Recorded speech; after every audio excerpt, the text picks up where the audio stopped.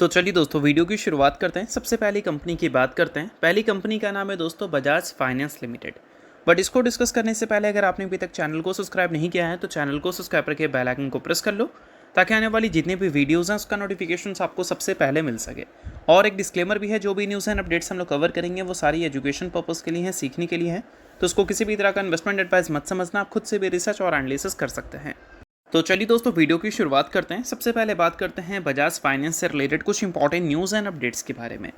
दोस्तों बजाज फाइनेंस की अगर हम बात करें तो हाल ही में इस कंपनी से रिलेटेड कई सारी ऐसी न्यूज़ निकल कर आई है जो कि बजाज फाइनेंस को लगातार फोकस में रखी हैं। अभी हाल ही में इस कंपनी ने अपने Q1 के अर्निंग्स को रिपोर्ट किया था। अर्निंग्स एकदम मस्त थे और अर्निंग्स को देखने के बाद इस कंपनी को 7 से 8% तक तेज़ी भी दिखाते हुए हमने देखा था, क्योंकि बाजार के एस्टिमेट के हिसाब से अगर देखोगे तो अर्निंग्स काफ़ी सही नज़र आ रहे थे।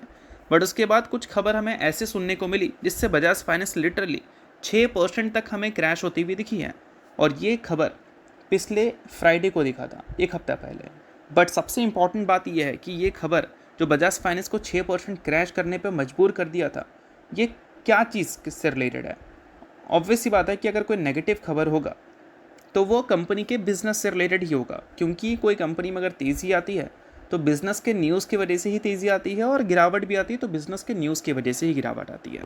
तो ये खबर एग्जैक्ट किस चीज़ को लेकर था, तो देखो यहाँ पर मेंशन किया गया था कि आरबीआई इशू कर रही है draft amendment direction on credit facilities for non bank lenders यानी कि एनवीएफसीज के लिए।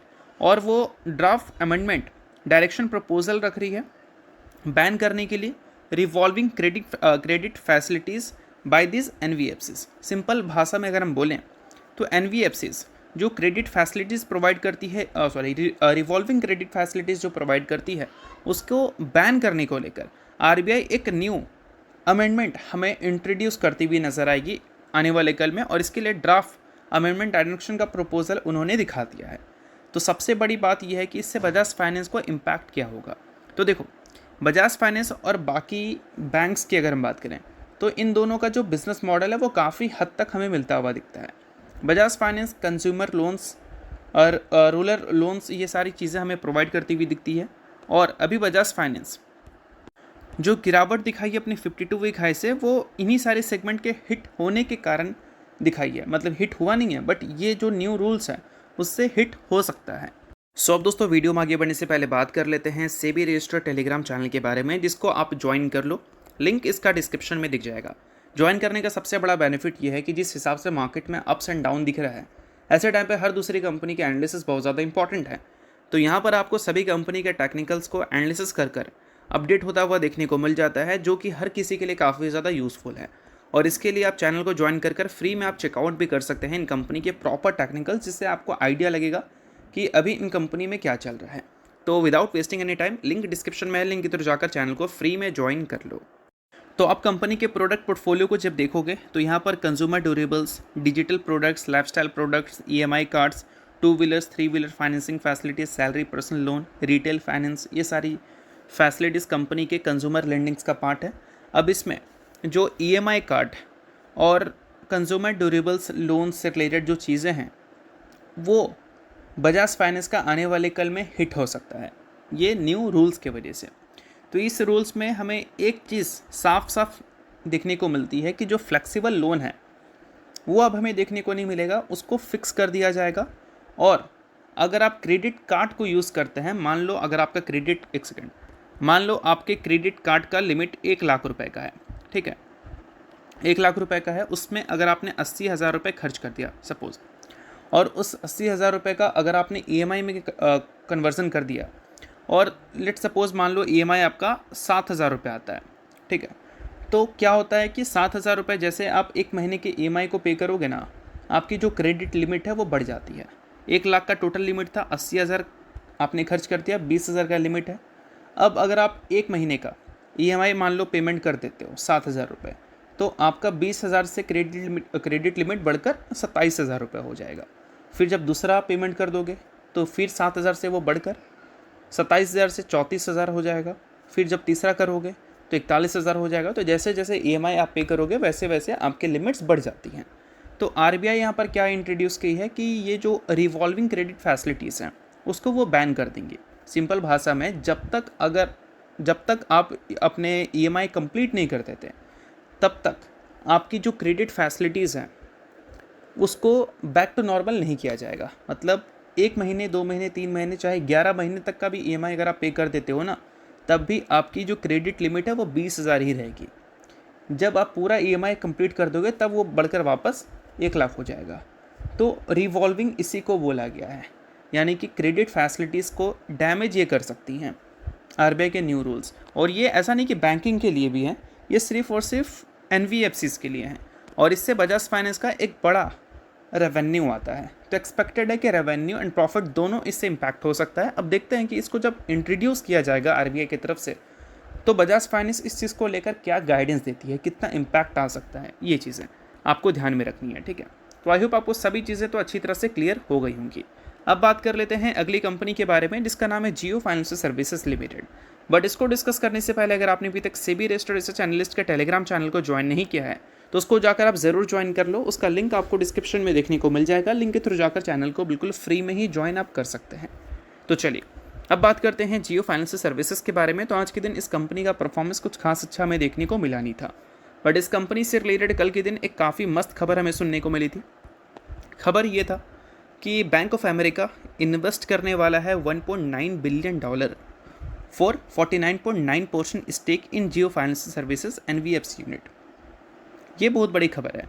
अब ये खबर क्यों बड़ी बन जाती है भाई? क्योंकि बैंक ऑफ अमेरिका जो 49.9% स्टेक इन्वेस्ट कर एक्वायर करने वाला है, 1.9 बिलियन इन्वेस्ट कर जो एक्वायर करने वाला है, वो जियो फाइनेंशियल सर्विसेज की सब्सिडरी है।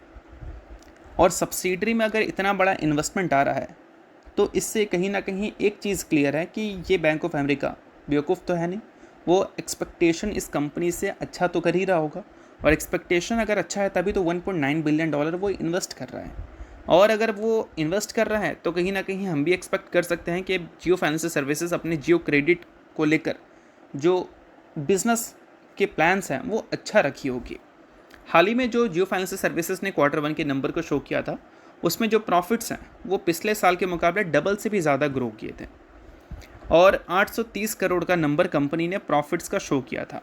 पेमेंट ग्रोथ भी हमें देखने को मिली थी, लेंडिंग ग्रोथ भी हमें देखने को मिली थी। अगर इसके सभी बिजनेस की बात करें, जियो पेमेंट बैंक का अगर आप डेटा देखोगे तो पिछले साल के मुकाबले इसका जो आने वाला इनकम है वो 7.7 टाइम से बढ़ा है। 83 करोड़ का टोटल इनकम इसने रिपोर्ट किया है। उसके साथ अगर हम बात करें जियो पेमेंट सॉल्यूशन की, तो 19,208 करोड़ का इसने टोटल पेमेंट वैल्यू दिखाया है, जो कि पिछले साल के मुकाबले 2.5 टाइम से बढ़ी है। और इसके साथ अगर हम जियो इंश्योरेंस ब्रोकिंग की बात करें तो इसका प्रीमियम टोटल 238 करोड़ हमें देखने को मिल रही है Q1 में, जो कि पिछले साल से 1.6 टाइम्स बढ़कर आई हैं। और जियो ब्लैक रॉक एसेट मैनेजमेंट की बात करें तो इनके टोटल एसेट्स 18,412 करोड़ है, जो कि Q1Q बेसिस पे तो 21% से ग्रो की हैं, जो कि काफ़ी सही बात है। और इसके साथ दोस्तों अगर हम बात करें जियो क्रेडिट, जिससे रिलेटेड ये न्यूज़ है, तो यहाँ पर देखने को मिल रही है टोटल जो एसेट अंडर मैनेजमेंट है, ग्रॉस AUM, वो 30,667 करोड़ रिपोर्ट हुआ है Q1 में, जो कि पिछले साल के Q1 में कितना था, 11,600 करोड़। यानी कि यहाँ पर भी ऑलमोस्ट बोल सकते हैं 3 गुना की ग्रोथ देखने को मिल रही है। और क्वार्टरली बेसिस पे देखोगे तो सीधा हमें कितना बढ़कर आया है, मतलब Q1 2026 में 4,127 करोड़ का ग्रॉस AUM था। इस बार Q1 2027 में, सॉरी उस टाइम 26 था, इस बार 27 है, 11,252 करोड़ का AUM इसने रिपोर्ट किया है। तो जियो क्रेडिट जो कंपनी है उससे भी आने वाला जो प्रॉफिट है वो भी हमें काफ़ी ज़बरदस्त परफॉर्म करता हुआ दिखा है, और वहाँ पर 113% की ग्रोथ देखने को मिली है। और इसी में एक बड़ा इन्वेस्टमेंट हमें बैंक ऑफ अमेरिका की दिख रही है, जो कि एक काफ़ी बड़ी बात है अगर हम जियो फाइनेंशियल सर्विसेज के हिसाब से बात करें। अब देखते हैं ये सारी चीज़ें आने वाले कल में जियो फाइनेंशियल सर्विसेज का फ्यूचर क्या दिखाता है। बट अभी जियो फाइनेंशियल सर्विसेज 52 वीक हाई से 25% हमें नीचे दिख रही है। तो चलिए अब बात कर लेते हैं अगली कंपनी के बारे में, जिसका नाम है आस्था स्पेंटेक्स। हाल ही में दोस्तों इस कंपनी के बोर्ड ने 1:1 के रेशियो में बोनस इशू किया है। इसमें कंपनी ने एक शेयर के बदले अपने इन्वेस्टर्स को एक इक्विटी शेयर देने का फैसला किया है। सो अगर आप इस कंपनी के इन्वेस्टर हैं तो इस न्यूज़ को आप नोट कर सकते हैं, इन्वेस्टर नहीं आप इग्नोर कर सकते हैं। न्यूज़ 30 वजह से मैंने बता दिया, बाकी ये किसी भी तरह का रिकमेंडेशन नहीं है। तो होप करता हूँ ये वीडियो आपको अच्छा लगा होगा। लाइक कीजिए, पहली बार सब्सक्राइब कीजिए। वीडियो के लिए बहुत बहुत शुक्रिया।